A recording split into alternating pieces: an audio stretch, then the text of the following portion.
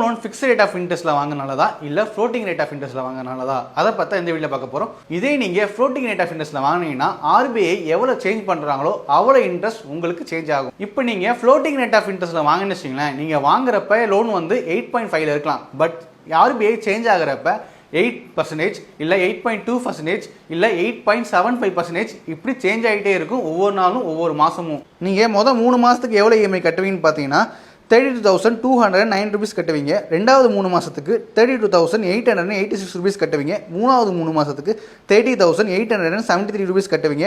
நாலாவது 3 மாசத்துக்கு 31,538 rupees கட்டுவீங்க.